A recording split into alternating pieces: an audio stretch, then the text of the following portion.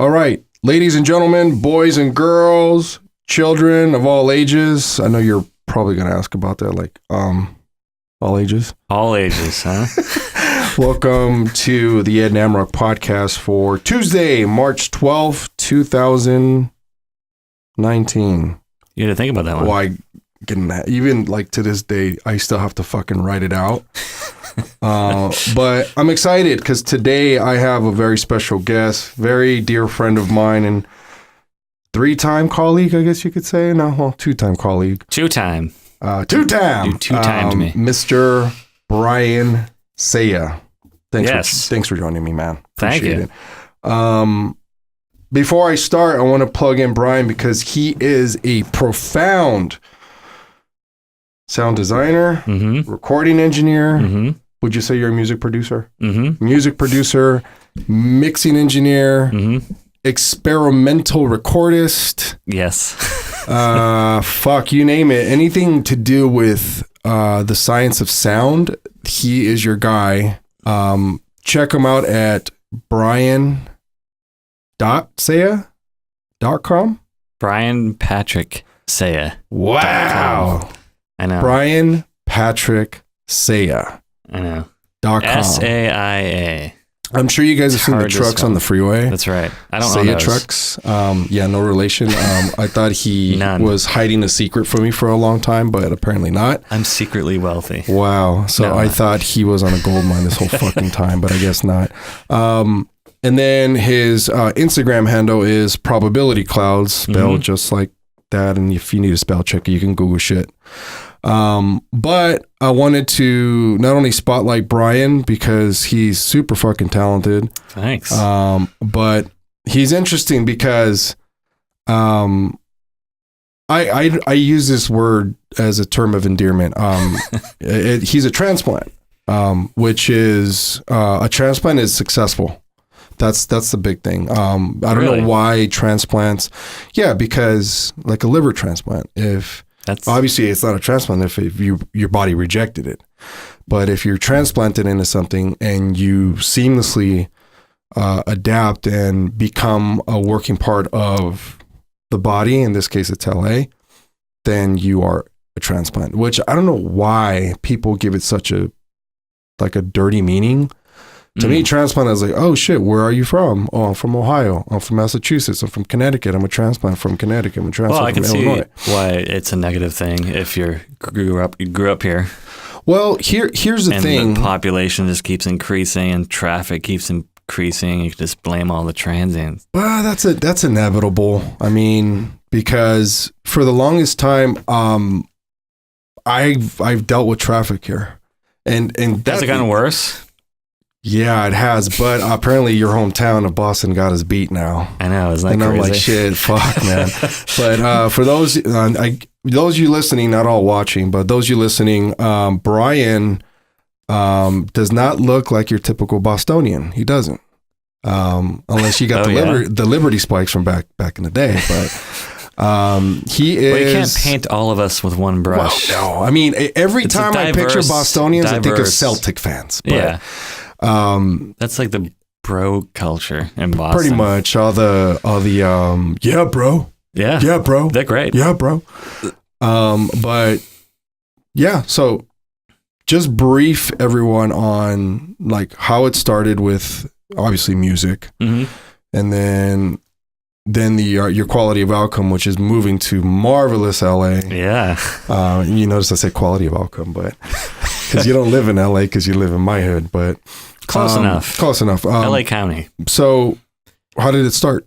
How did I start in my musical career? Like early, I'm assuming. Pretty early. Piano lessons at a very young age. Do you read and write music? I'm a little rusty. I have. Wow, really? That's impressive because I don't. It's one of those things, if you don't do it, you kind of lose it. I like reading. I'm really slow at it. I used to be faster. It's muscle memory, right? Reading or playing? Both. Yeah. I don't really read anymore though, because You really think there's no need unless you like scoring like this big fucking. Well, I use it whenever I work with other people. Right. That are professional musicians. Okay. But in like when I'm trying to capture ideas, I just record it. I don't write it out.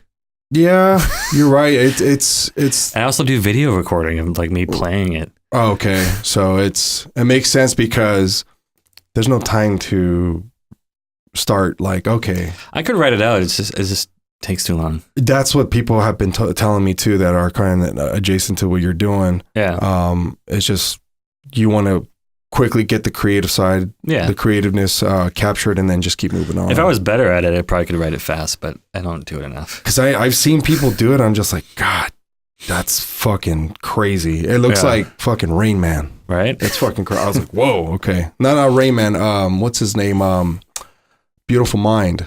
Yeah. Yeah, it looks like that type of shit. Well, no one really, reading a book is actually really impressive, but yeah, we all do it. Yeah. With like not even thinking about it. Yeah. That's like reading music. If you really? If you do it long enough, it's like reading a book. But then there's speed readers, which I took a class and I was like, oh shit, this is quite the art form. I'm like, fuck. Yeah. Maybe not smart enough. Maybe. Yeah. That's probably it. But I have actually a particular question for you. Yeah. So you grew up in city of Boston, suburbs of Boston, and then I moved into Boston for my formative years. How did the punk rock thing come about? Punk rock. Yeah. Did you consider yourself punk rock? Because as soon as I saw those old pictures of you, I'm like, this guy was a punker. He could have easily fit into the LA scene. No, I wasn't really I don't know. I wasn't really that big into punk. Yeah. I just hung around with a lot of punks. Because it's either them or you hang out with the bros. Yeah. Or the troublemakers, obviously. Yeah, I hung out with all the, spiked jackets. That is fucking crazy. Okay. Patches and all that stuff. I didn't know there was a big, punk scene out there. Really? Yeah. I know there was a big hardcore It's also big, like, adjacent to that is like white supremacists. Fuck, that's right. I've heard about that shit, man. Skinheads. There was this big crew out there called the FSU crew. Yeah. It was supposedly Friends Stand United, but it was the hidden meaning was fuck shit up. Yeah. Yeah, I've seen some fucked up I've experienced those types. Really? Skinheads. Yeah, I try to avoid. I didn't really. Fuck, man. Yeah, but there was some of that in my past. That's fucking crazy, man. Well, you obviously started on piano. Yeah. And then, my dad is an electrician, and growing up, he was also a musician, and he built his own studio.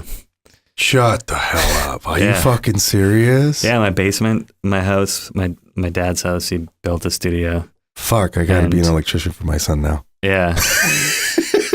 He just loved recording, and he had like an old two-track tape machine, and eventually got a computer. He had all the hardware, reverb units, and drum machines. Yeah, and synthesizers. My dad was really big. Synthesizer. That is badass, dude. Yeah.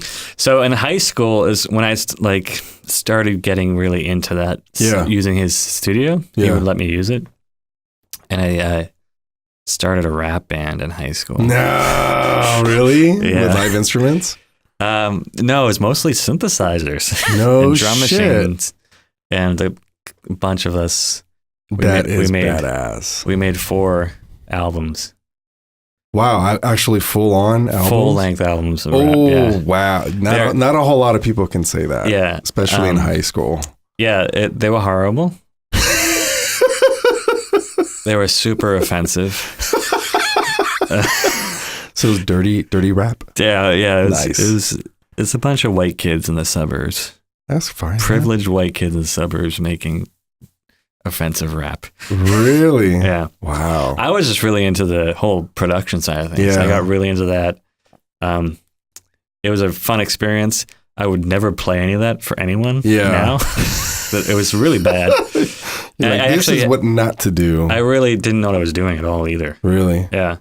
Did you know the fundamentals of recording back then? I didn't know anything. Really? Yeah. My dad just showed me how to turn everything on, and that is fucking wild. So Damn, man, you had a full-on recording studio. Yeah, I used a program called Digital Orchestrator. Oh my God, I still remember that. In the 90s. Wow. Late 90s, and there was like no plugins. No, it was all just Capture. It was just Capture, yeah. Wow, that is fucking crazy, man. And I'm over here using a Tascam 424 MK2 Type 2 fucking cassette tape 4-track.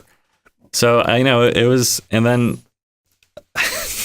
wow. That we after the rap project, we did 4 albums, and then after that, we decided to make a Christian rock album.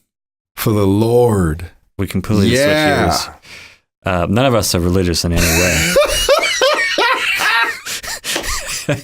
Yes. We just thought it was, I don't know, funny. You're like, it was very immature kids. Very immature. But it's fun. It's fun. Yeah. But that led to, what happened? Okay, so that was during high school. Mm-hmm. So what happened after you graduated? High school? Yeah. I went to college to get my bachelor's degree. And in music? No. I went to art school. Wow. So what was your major back then before you made the switch? Well, I was really into illustration. Yeah. So you still kind of are, right? Yeah, I did dabble in it. Did illustration, and it was like very competitive, and still is, man. Yeah, and I wasn't really into it. So then I switched gears to animation. Okay. I got really big into stop motion animation. Oh yes. Then I got big into film, and eventually I went to Mass Art, Massachusetts College of Art. Mass Arts. Yeah. And I went to a major called SIM, Studio for Interrelated Media. Wow. And it was an amazing experience. Really? Yeah. But does that kind of incorporate all types of... Combines everything together. It was also kind of like a production major. So like... Really? Instead of classes, we would put on art shows every week. Wow. And we would produce them. And we would like just go through we had to do to do lighting, sound, video, everything, multimedia. The gallery, they had gallery spaces. We had to do 2D and 3D art, sculpture. Holy shit.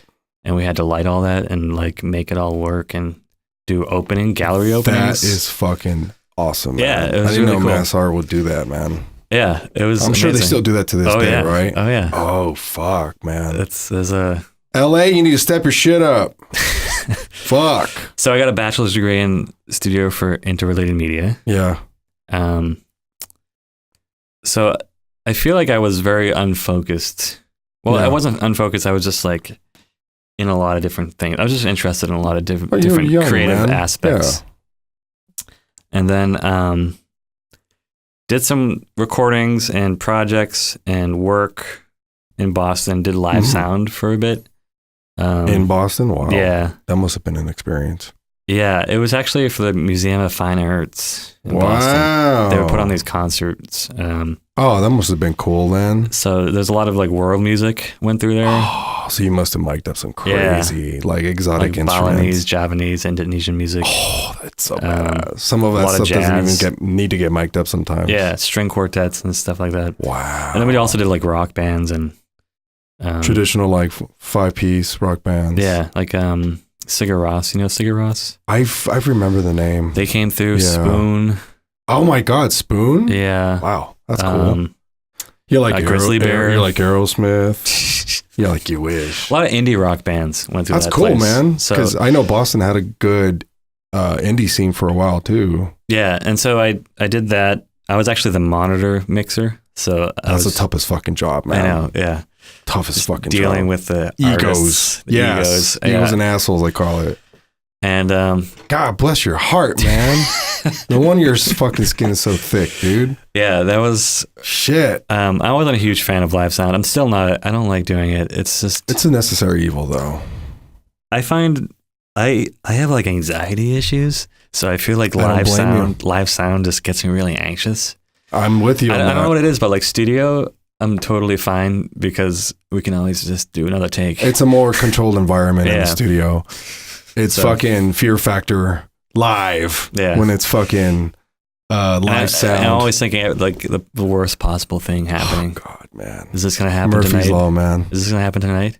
It's just like fuck. Yeah. Then you start catastrophizing and shit. Yeah, so it's definitely wasn't for me. Fuck. But and then I decided to move out here. Help me understand that, because I've never obviously moved. Mm-hmm. Was the motivation to seek education in another state, another city, like LA, or was it fuck this place, I need to get the fuck out of here? Both. Definitely both. Yeah, Boston. I guess because I'm spoiled by LA. So Boston winters are of course super depressing. Really? Yeah, it's just like never ends. I never blame people for moving here because of the weather. Yeah, it's like 6 months. Yeah. Like, I actually lived in an apartment with a bunch of guys one time, and they was too cheap to pay for heating. Oh, fuck that. So I had like serious? A big jacket while I was sleeping. With it was gloves? Like, yeah, it was like... What about your feet, man? I had like 2 pairs of socks on. Oh my goodness, man. Yeah, I don't know. Well, obviously, because heat is expensive in Massachusetts. Really all of New England, I heard. Shit, man. But fuck. I like the outdoors, and I just wanted to be outdoors more. Yeah. Than like... I don't like it. Like that. It's 6 months of the year I was indoors. It's just like kind of get stir crazy a little bit. Cabin fever, man. Yeah. A lot of drinking, I heard. And also, like, I had a hard time finding my foot, getting my foot in the door in the industry in Boston, because Boston is weird because, like, professionally, like to make a living, in sound was difficult. I worked in a studio. Yeah. Oh God, I don't even want to say the name of it because just say XYZ Studios in Boston. They were just like really abusive to me, and really, yeah, you know how I was a runner there. Oh fuck. And okay. And with the Boston attitude. Yeah. Oh shit. I had to wash dishes and like Did they cuss at you? Oh yeah, totally. They would just yell at me. It was very abusive. It's like a cycle of abuse. Fuck, man. They got abused when they were interns, so now they're abusing interns. But one of my jobs, they had this old timey popcorn cart maker in the kitchen, and my job every morning was to make popcorn, but no one would eat it. They just wanted the smell of popcorn. Shut in the studio. The fuck So every night I had this huge bags of popcorn, and I would carry them on the train with me back home because I was poor.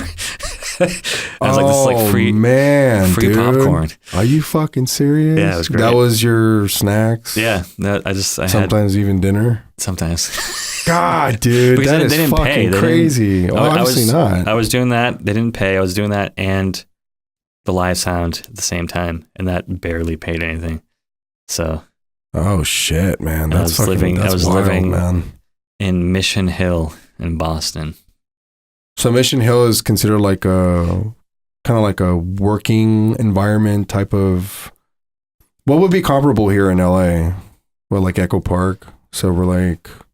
Yeah, kind of like that. It's a little run down.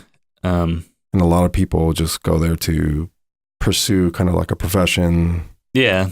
All right. A lot of college. Also, Boston's a lot of college students. Okay. So rent is like crazy there because of the income. Parents pay for rent. Yeah. So, and like, I lived in an apartment in Mission Hill that was like, there was like 8 of us living in. Holy shit! And like, how many bedrooms? It was 4 bedrooms. So 8. Yeah. So it was like 2 per room. Yeah. Fuck, that's like a camping trip, man. That's fucking crazy, dude. Holy shit, man! I didn't know any of that. Yeah, that's fucking crazy, Brian. It was a good time. I had a fun time. Yeah, get your ass to LA, man. Yeah, but and so I was struggling a bit, and I was working at Trader Joe's in LA, in Boston. Oh, there's a Trader Joe's in Boston. There's a bunch. Yeah, they're everywhere. I didn't know that. And I was working at Trader Joe's for about a year, and there was this one day there was a former employee of Trader Joe's came into the store. He like left like 6 months earlier, but he came in to visit. And he saw me and he's like, "Oh, Brian, you're still here?" I'm like, yeah. No shit. And he's like, "Oh, you're going to be a lifer." Oh, fuck. And that was like the moment I made up my mind that I need to pursue my dreams. Wow, man, that is fucking so crazy. I went home and started applying to Cal Arts for a master's degree. Yeah. And I got in and I moved cross country and I went to Cal Arts, got my master's degree in experimental sound. So the Cal Arts program is how long? It's only 2 years for the master's. Okay. So it would be because you already have previous credentials, you just transfer them in. Yeah. What was that like when you first came here? Oh man, it was amazing. Really? Oh yeah. I'm glad your experience was good, man. Oh yeah. I've heard some horror stories. Well, my ex-wife and I drove cross country. We had no place to stay. We didn't have any job prospects. We didn't have any money. Holy shit. You guys are crazy. We're just like, let's just do it. Who cares? Fuck it. You guys just went. What's the worst thing that happens, Move back home. Wow. Go into my parents' basement. You guys are nuts, dude. So we moved cross country. The first place we saw, we just took rent apartment. We had this like really small apartment. No shit. And my ex-wife found a job at the hardware store. Mm-hmm. And bless her heart, she worked so I could go to school. Wow. So she paid all the bills. While you pursued your and we only had one car, so I had to bike everywhere, to bike to class and bike all over the place. What did you guys stay nearby, Cal Arts? we were up in Santa Clarita. Oh, okay. Yeah. So it's not too far. No, it was like 4 mile bike ride to school. That's damn. Yeah. Lance Armstrong. Right? No. Damn. That's not that far. That's like a half That's pretty good though, man. That's a pretty good. So I did that. Yeah. Good distance. Yeah.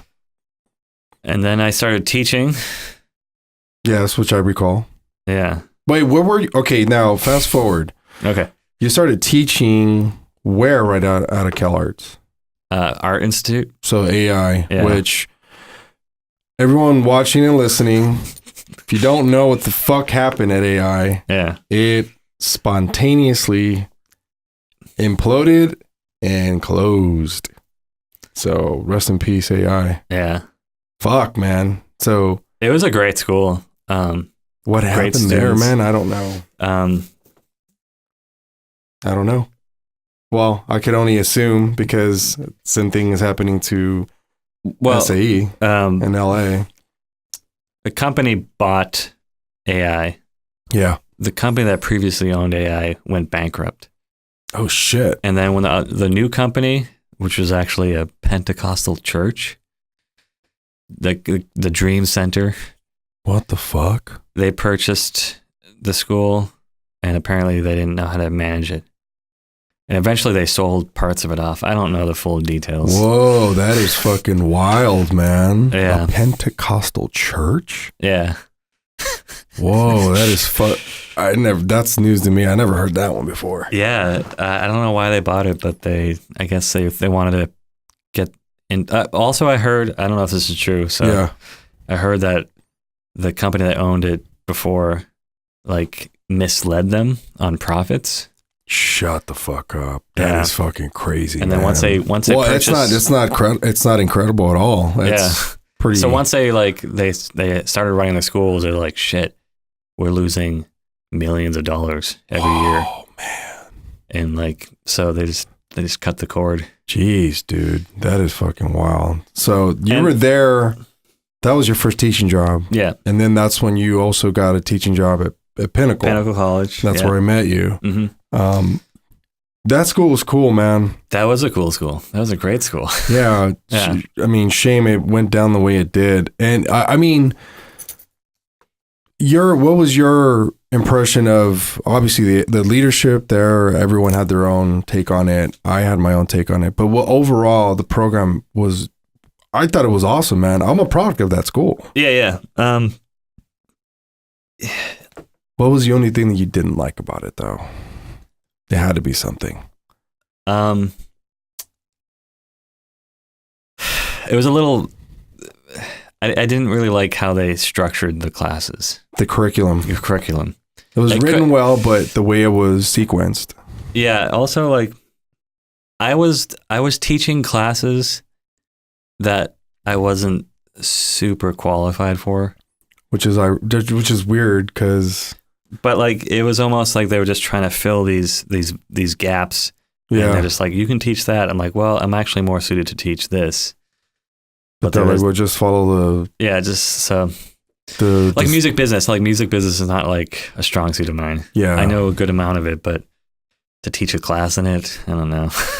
Yeah. I did teach a class in it. Because music business is, well, keyword, it's business. Yeah. Music you're fluent in, but everyone fails to understand that there's a lot of, I guess, personality qualifications that come along with that. Yeah. One of them being you kind of have to have a chip on your shoulder. I don't want to say douchebag, but you're not a douchebag. So yeah, and it's that's like, how you get ahead in that business, unfortunately. Oh, yeah, man. totally. You have to have you got to be a shark to eat the other ones. Damn, that's crazy. Yeah, it was fun times, man. Yeah. That was fun times. That was great. I mean, the cat's out of that bag too, because all our former colleagues too. I mean, I always reminisce about, the good aspects of that fucking tenure that we had there. And the only thing I wanted to change about that place was just what you mentioned, to get specialized instructors for certain subjects to optimize not only the content being taught, but to develop specialists. Because there was a lot of students that came out of that program that were pretty much Swiss Army knives of not only audio, but also video. And that was another thing I was lobbying for them to at least introduce, not teach, but introduce like some kind of video software. Yeah, that'd have been great. Either workshop or whatever, or course. But of course, we both know that never happened. So yeah, it's funny. Yeah. I don't really know much about business, but sometimes I feel like I could have run those schools better than the people running. I feel like a lot of the times the people running didn't even know what they were like offering. Well, that and they're just the money bag. Yeah. That's the big thing. And they have everything on autopilot. And of course they hire the people to run it for them, which I get it. It's the delegation part of being a CEO or an entrepreneur, or in this case, a huge business owner. I at the Art Institute, I felt like the people at the top were actually like a obstacle to be successful. I feel like if we were just our own little entity, we would have been so much more successful. Wow. And AI had a lot of talented people. Well, yeah, we had a great, a lot. We have a lot of students now that are working in the field and they're doing amazing stuff. And it was just an amazing program. Damn, and man. It sucks. All fell apart. Yeah, I know. Because a couple people got too greedy. Big education. Yeah. That's the problem. It's just like. Well, that which brings me to my next point. Now you've seen all these briberies surfacing today, and two big Hollywood actresses were paying off pretty much. And one of them is Lori Loughlin from Full House. Yeah. Or Fuller House now. But it goes to show, man, that, not to get too political about our educational system, but it's pretty fucked up. Not only are we sunken in debt, like I talked about my debt with you, and you're like, that's let me tell you about debt. Like, fuck. Yeah. I'm like, all right, I don't feel so bad now. Yeah, it's but I think one of the biggest problems is like government just doling out loans left and right. Yeah, it is, man. And here's the flip side. That's why I don't think there's enough of this. There's not enough financial, I guess, not just workshops, but financial fluency, basic fluency, not only in the high schools, but post, because there's a lot of shit like some of these young high school grads don't even know a bill cycle of a cell phone bill, for example. Like when it starts and when it ends, they just know when it's due, and they don't want them to know that though. That's because it's not cool. Financial literacy is not cool. And that's something that I think we need more of, man, because you don't need to sign up for these loans if you know you can save money by paying cash at a junior college. You get the same credentials because it's not the school. I mean, obviously the reputation of where you're going is going to look good on a resume. Yeah. And of course, if you want to pursue a teaching job, which in your case, you needed that master's degree. Yeah.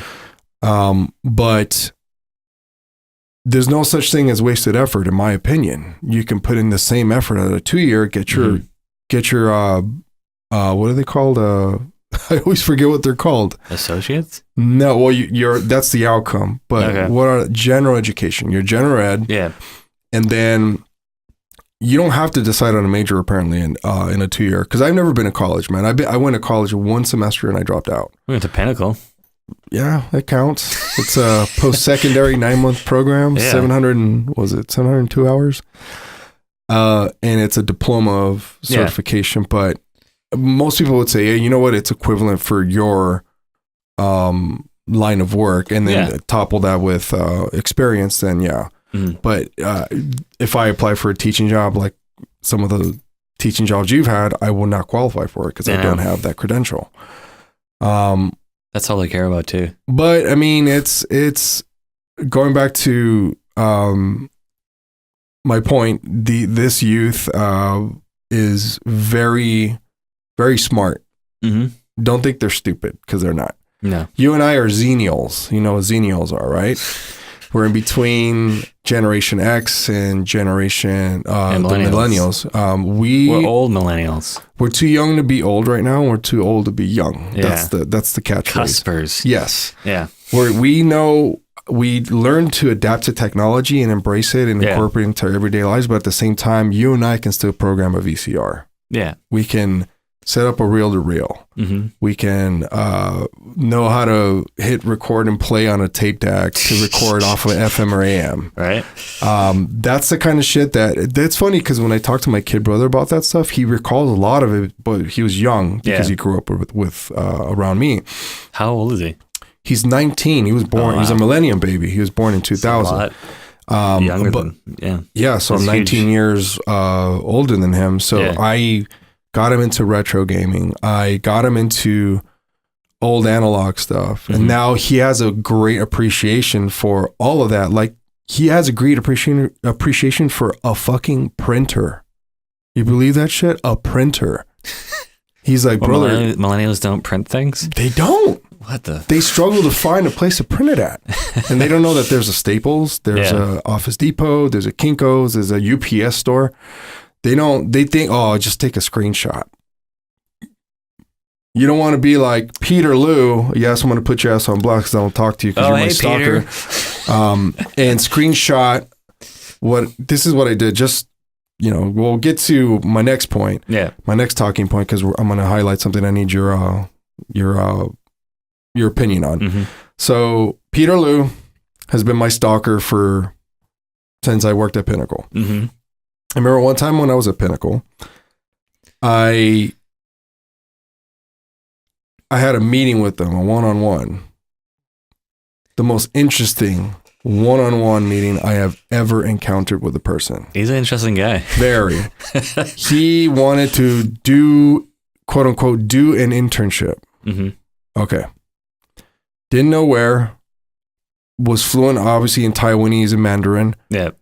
I can find you Asian television station nearby, which I knew of, that can probably take you in.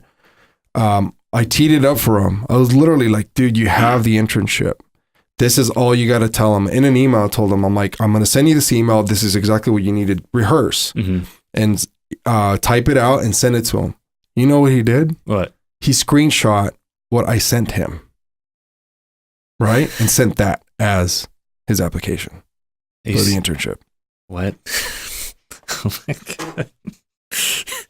Those you listening, those you watching, that's what not to fucking do. Yeah. Yeah. So he did that, and I never heard from that Asian television station again.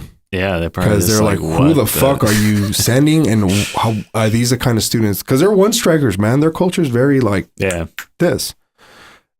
and he was wondering what happened. Mm-hmm. And then I guess the next time they called, they're like, oh, we have this guy coming in and out asking for an internship. And we clearly told him no, but I guess he doesn't get the hint.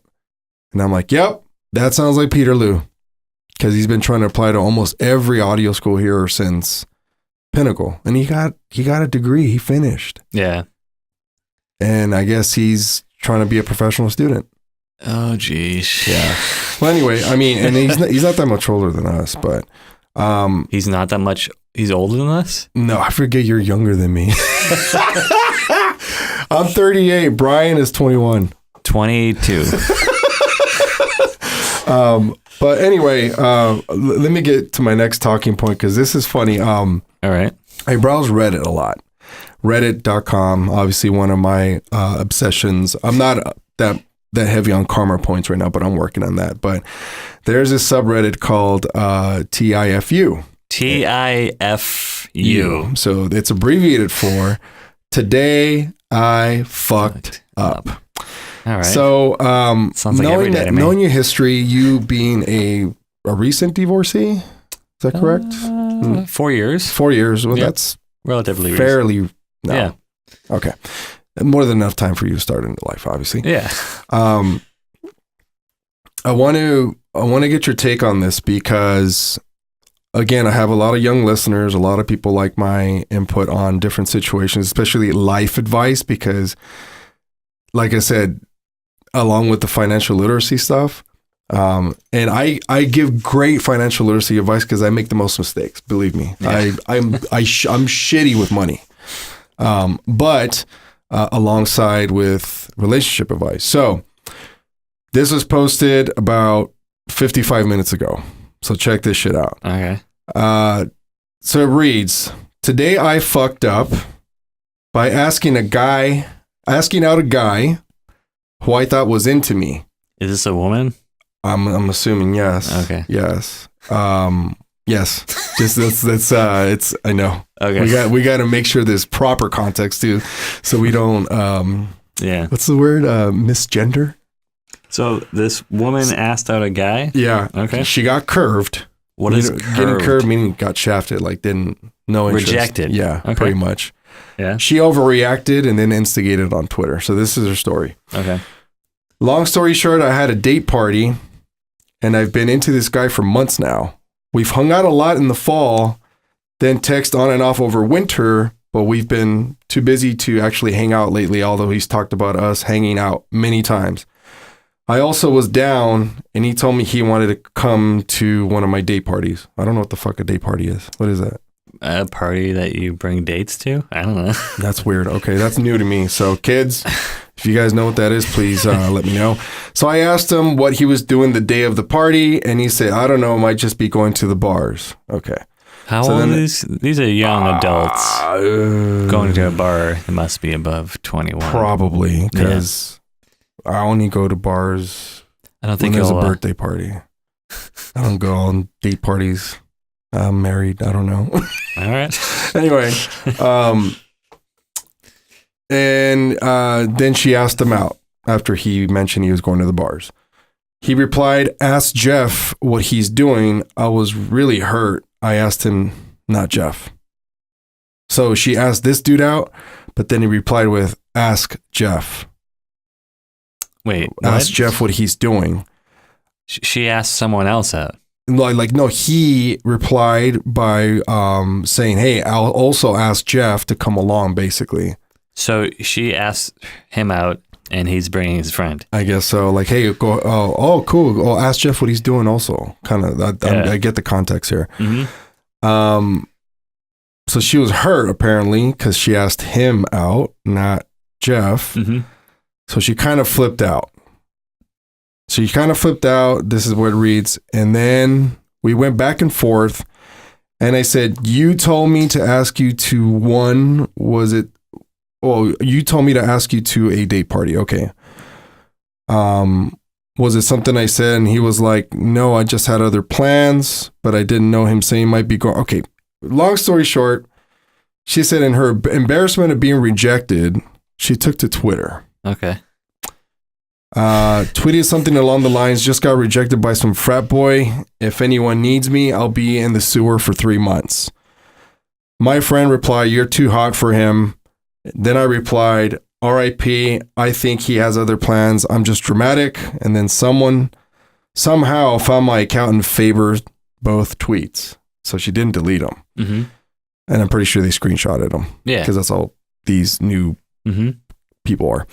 I have no idea how he even found them, but I'm never going to recover from this. Let me know how I fucked up with the one guy I had a chance with because I'm an instigator and insecure, and also frat boys are dicks. Yeah. I definitely am getting cooked in this frat group chat right now. I'm actually the worst. Don't subtweet 22-year-old frat boys. Press F to pay respects to help me. Okay, listen.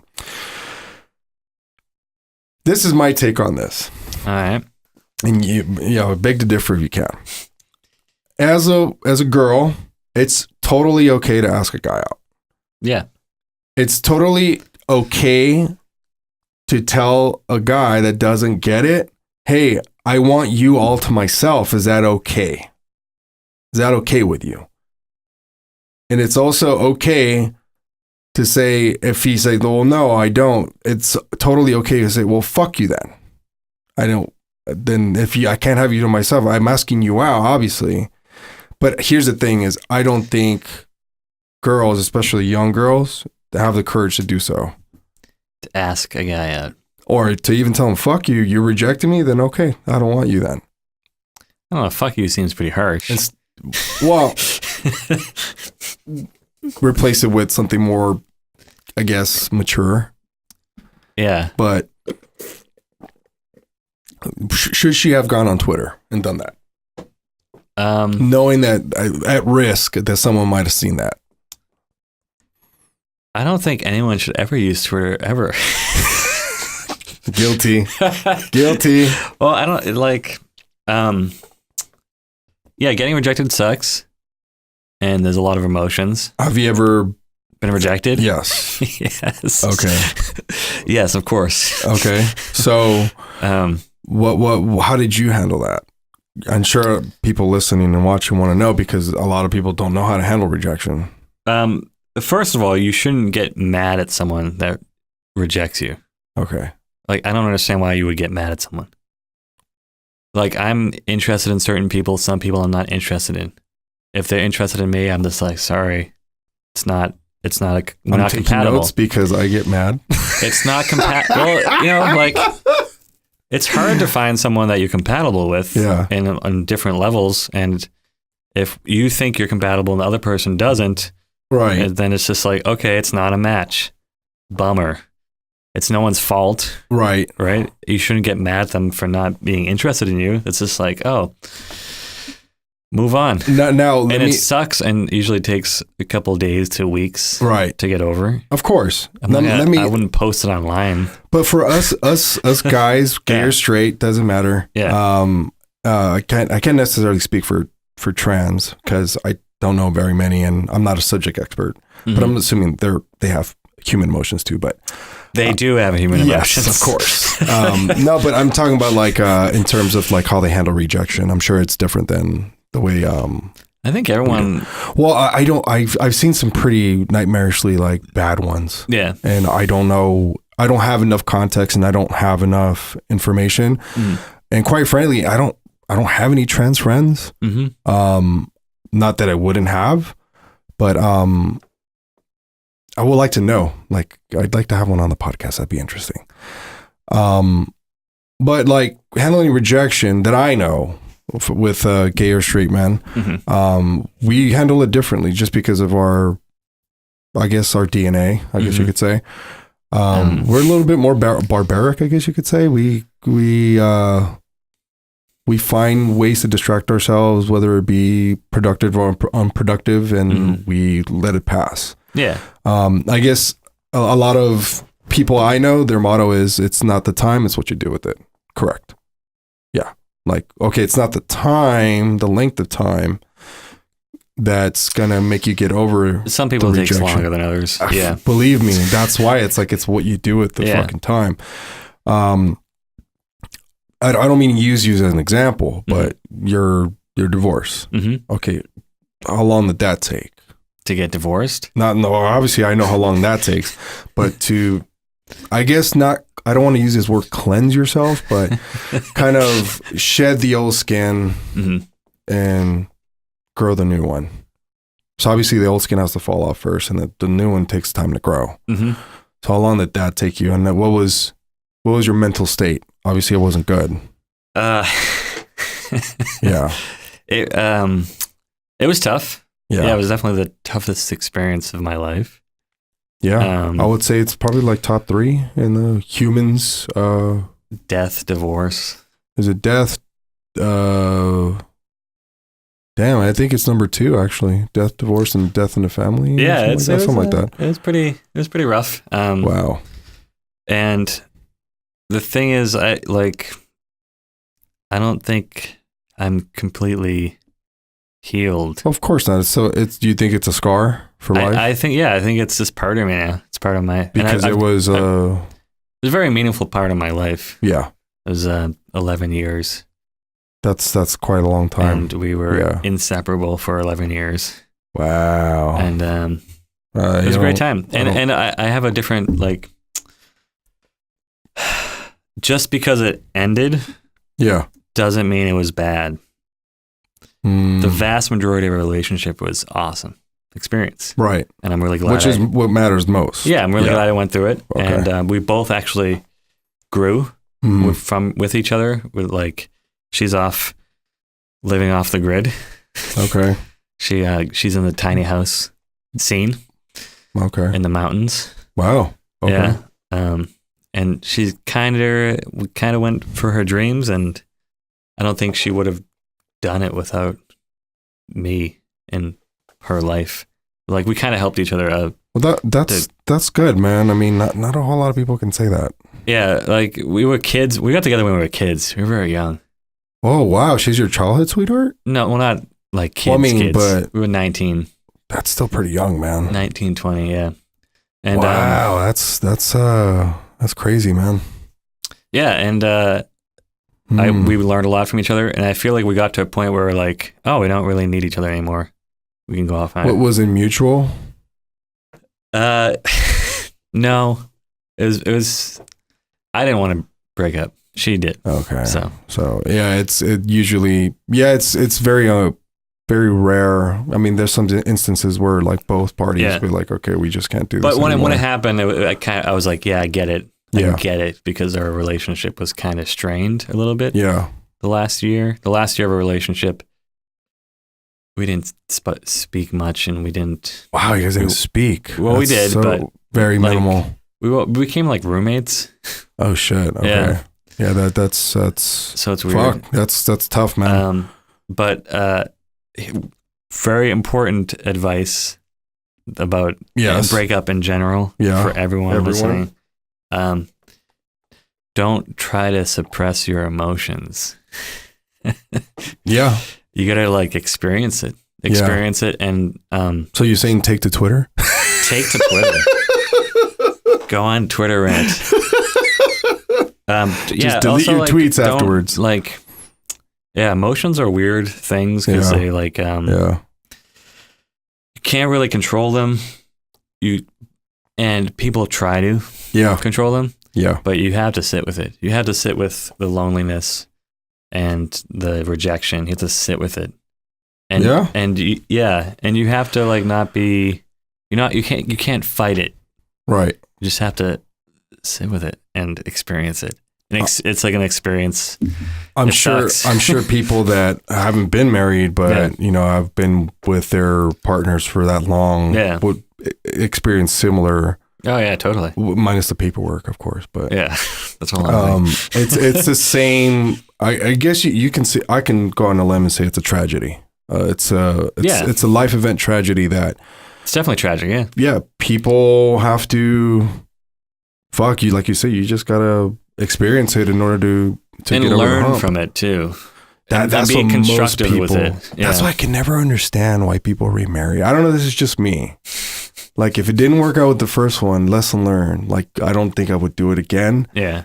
my wife's like, bullshit, you'll find another bitch. And I'm like, no, I won't. That's interesting, man. But fuck, best advice ever, man. Seriously. Well, you know what happened to me is I fought the urge to feel lonely and sad and all these emotions. Yeah. I pushed them aside. I got really busy into my work, into music, into teaching, got really into that. But something about your emotions is they'll find a way out. Oh, of course. Whether you like it or not. Of course. So you have to choose an outlet. Yeah, I got a panic disorder. Anxiety disorder. I remember you told me about this. Yeah. Yeah, panic attacks because I like. You know what? That's very common though. Yeah. Well, I think a lot of it's because we don't experience our emotions. No. It's like a built up energy. It's a pressure cooker. Yeah. That's what it is. So everyone out there, you need to cry. Yeah. Cry is good. Releases emotional energy. If you don't, it just keeps building up and you're going to snap one day. Yeah. I cried almost every Super Bowl, man. Yeah. I've cried every Super Bowl, man. I think the Eagles, the Giants. I cried heavily during that first one. That was fuck. Yeah, right. And no, it didn't help that people were. That's when I first partied with my wife's family. Oh man! And they were all rooting for the Giants, of course. And I was the only Patriots fan there, and they're like, "Oh shit!" But fuck yeah, man, that's awesome advice, man. Well, I feel like people get too emotional with like Twitter. Like I feel like Twitter. Not even Twitter, Facebook too. But any kind of social media. Yeah. I feel like you should take a moment before posting. Yeah. And be like, is this just my emotions speaking? Yeah. Should I sleep on this? I was guilty of that early. Yeah. I learned my lesson quick. But I've learned that because I love social. Yeah. The social part of the media. Yeah. I've always been like that because everyone like, well, why do you like it so much? I'm like, I'm the same way in person. Yeah. Hence, now I have a podcast. Mm-hmm. If I go out to everyone, like, I remember, I'll give you an example. I went to NAMM just this past January. Yeah. And Campbell Irwin, one of our former students that's also been on the podcast, could not wrap his fucking head around how I can just talk to anyone. Mm-hmm. They're like, he's like, how the fuck you do that?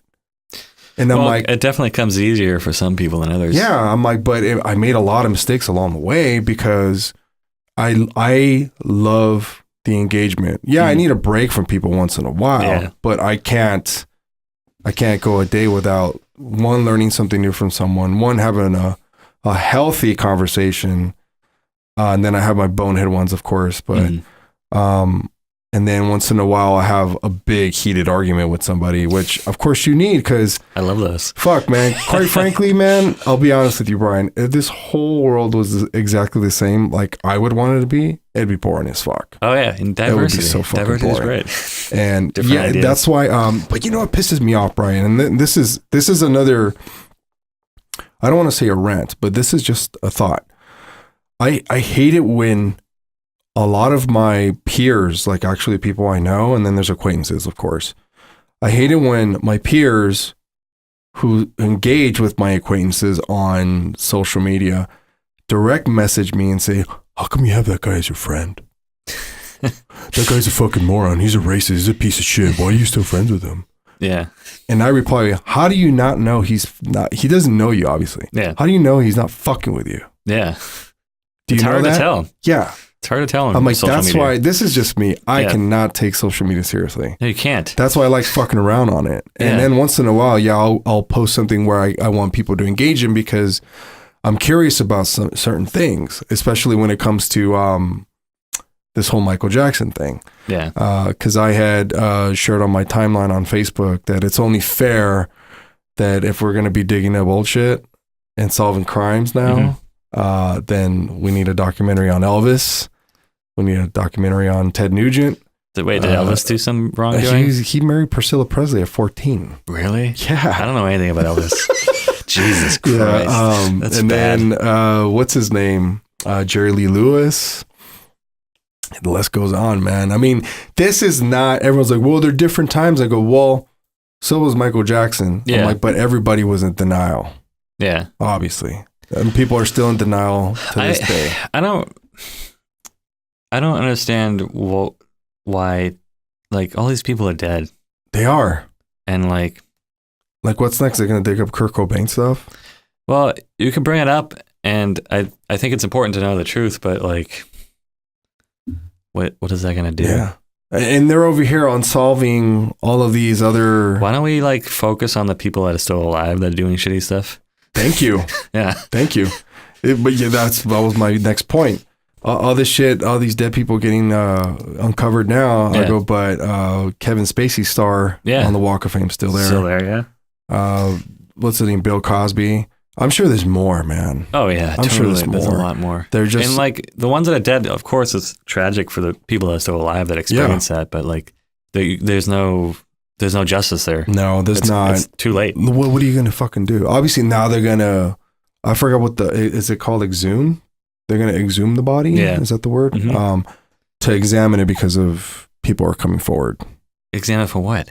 I don't know. He's dead. He's been dead for a decade. Yes. It's like, dude, I got in trouble legally on the day of his death. I never forgot it. Because I went to a Michael Jackson All Request night and I hit a parked car, got a DUI. Oh, geez. Yeah. Story of my fucking life. Yeah. Don't drink and drive, kids. It's bad. Yeah. Shit, we hit an hour. Not bad. Anything else you would like to share with not only the viewers, but the listeners about life advice? Especially, okay. Let me ask you this. What career advice do you have for today's youth?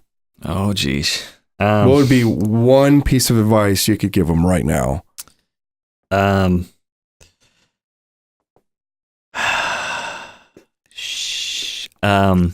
Be on time.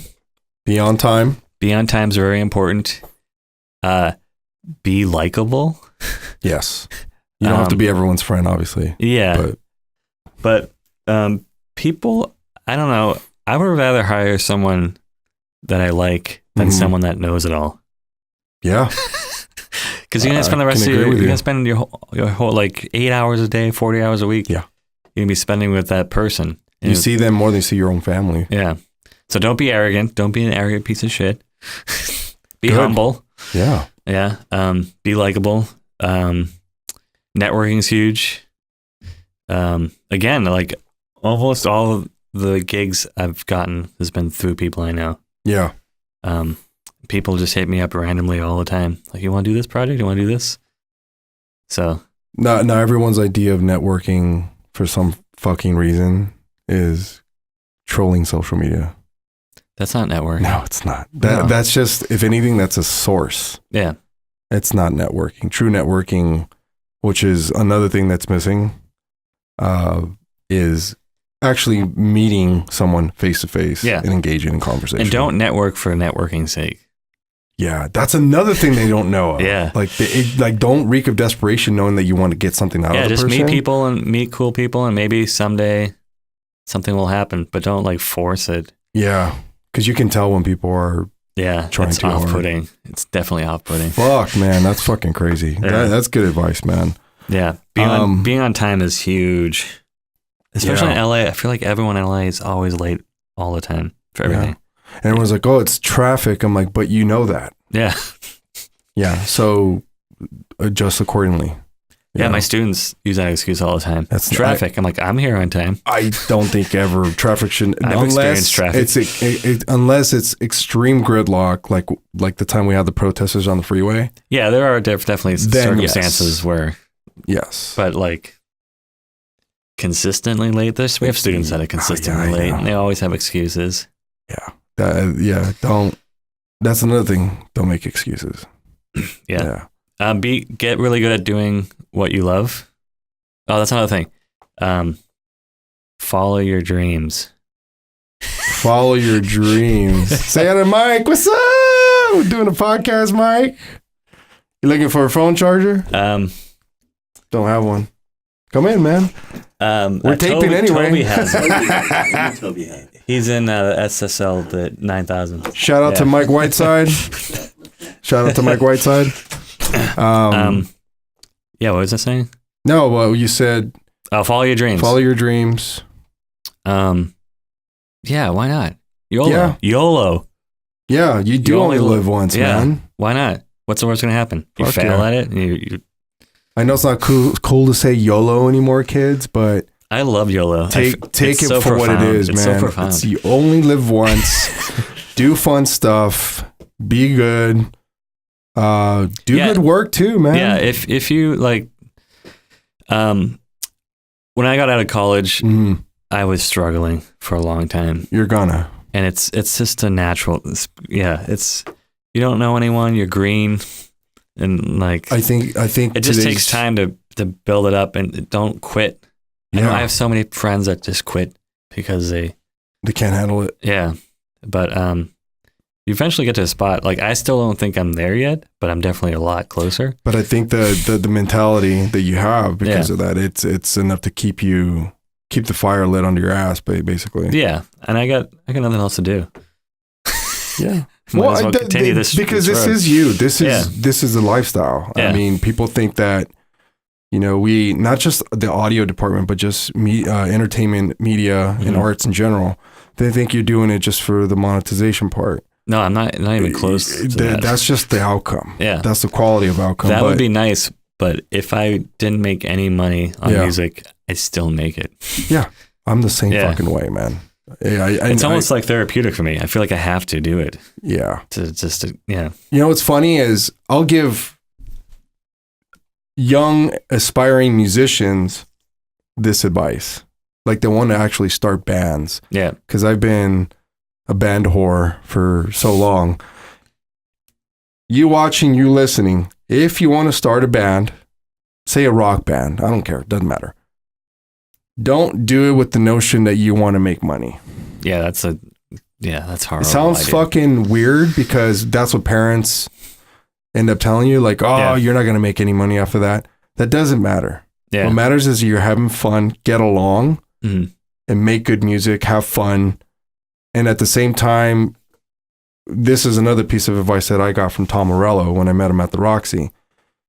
If you're going to only manage 30 minutes to practice, do your absolute best to practice perfectly with no mistakes. Mm-hmm. Yeah. And I'm like, shit. He goes, yeah, practice flawlessly. Mm-hmm. There you go. Sounds good. Shit, man. Anyway, that's all the time we got. We obviously we're ranting now because you kids won't listen to us. Ranting? I'm kidding. Anyway, Probability Clouds on Instagram. Yeah. BrianPatrickSaya.com. Mm-hmm. Also, if you want to hit him up for work, as I mentioned previously, he's basically the jack of all trades when it comes to audio. You do some video stuff too, or no? I dabble. Okay. Yeah. Hit him up on his website. He'll give you a wonderful quote. If you want, just for the sake of the podcast, we'll do a little promo code. Just say that you heard promo code at Namrock on the email for a special quote. How's that? Sounds Depending good. on what type of work, like if it's a full feature film, then you need two promo codes. 2 promo codes. But that's all the time we got, folks. Thank you again. We'll see you soon. And once again, Brian Saya. Thanks. Peace.